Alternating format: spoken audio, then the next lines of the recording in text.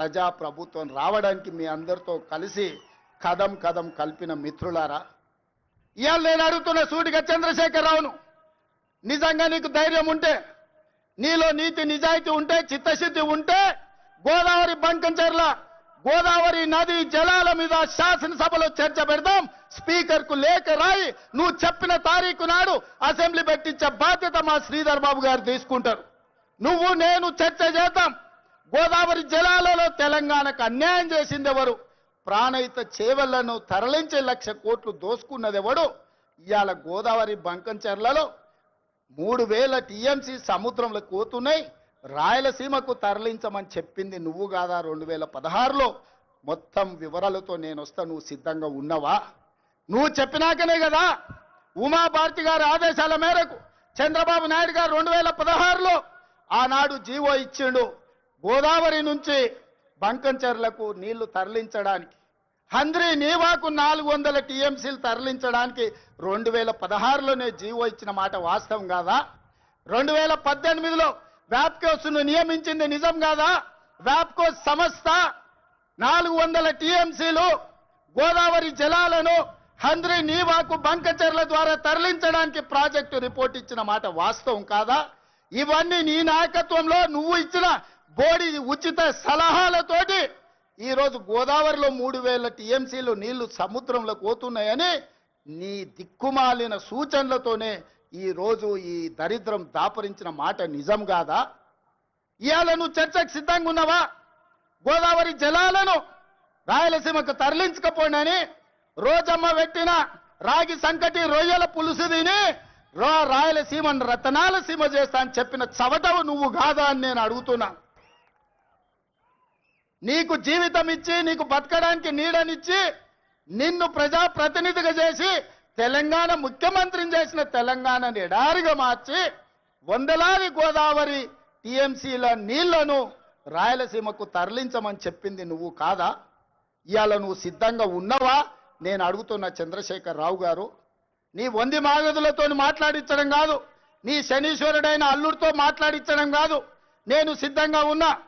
Godavari బంకంచెర్ల project మీద నువ్వు చర్చకు రా. స్పీకర్ గారికి ప్రధాన ప్రతిపక్ష నాయకుడిగా లేఖ రాయి. శాసనసభ సమావేశాలు పెడతాం, ఎదురెదురుగా నిలబడతాం, మాట్లాడదాం. ఎవరు నిజాలు, ఎవరు జీవోలు ఇచ్చారు, ఎవరు తెలంగాణను దెబ్బతీసిండ్రో, ఎవరు నువ్వు తెలంగాణను దోక చేసిండ్రో, ఎవరు కాళేశ్వరం కడితే కూలేశ్వరమైందో చర్చ చేయడానికి నువ్వు సిద్ధంగా ఉన్నావా? ఒకరోజు గోదావరి మీద చర్చిద్దాం, రెండవ రోజు కృష్ణానది జలాల మీద చర్చిద్దాం.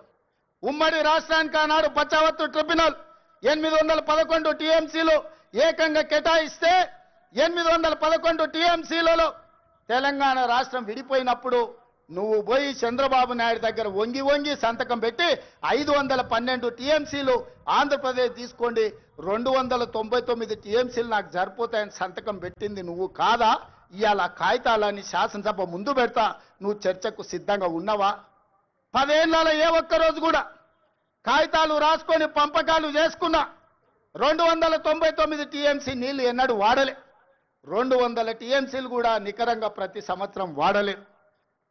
కేటాయింపులు 68% పరివాహక ప్రాంతం తెలంగాణ ప్రాంతంలో ఉంది, ఓన్లీ 32% ఆంధ్రప్రదేశ్లో ఉంది. ఆ లెక్క ప్రకారం అంతర్జాతీయ జల విధానంలో 555 టీఎంసీలు తెలంగాణ రాష్ట్రానికి రావాలి.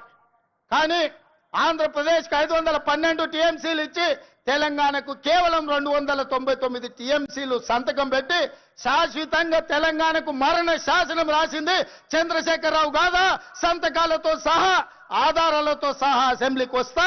చర్చించడానికి నువ్వు సిద్ధంగా ఉన్నవా అని నేను అడుగుతున్నా. ఆనాడు నువ్వు ముఖ్యమంత్రి ఉన్నప్పుడే రాయలసీమలో ముచ్చుమరి కట్టింది చంద్రబాబు నాయుడు, నిజం కాదా? ఆనాడు నువ్వు అధికారంలో ఉన్నప్పుడే జగన్మోహన్ రెడ్డి ఇదే ప్రగతి భవన్ లో రాయలసీమ లిఫ్ట్ ఇరిగేషన్ కు జీవోలు ఇచ్చి టెండర్లు పిలిచింది, నిజం కాదా? పోతిరెడ్డి పాడు పొక్కను పెద్దది చేసి రోజుకు 10 టీఎంసీల నీళ్లను తరలించకపోవడానికి సంతకాలు చేసి ప్రణాళికలు అమలు చేసింది నువ్వు ముఖ్యమంత్రిగా ఉన్నప్పుడు కాదా? ఆధారాలతో సహా నేను వస్తా, నువ్వు రా చర్చకు. కృష్ణానది మీద మనకు రావాల్సిన నీళ్లను శాశ్వతంగా ఆంధ్రప్రదేశ్కు తాకట్టు పెట్టి తెలంగాణ రైతాంగం మీద మరణ శాసనం రాసింది నువ్వు కాదా? చేసిన తప్పులను కప్పుపుచ్చుకొని మొక్కం జల్లక ఫామ్ హౌస్లో పడుకొని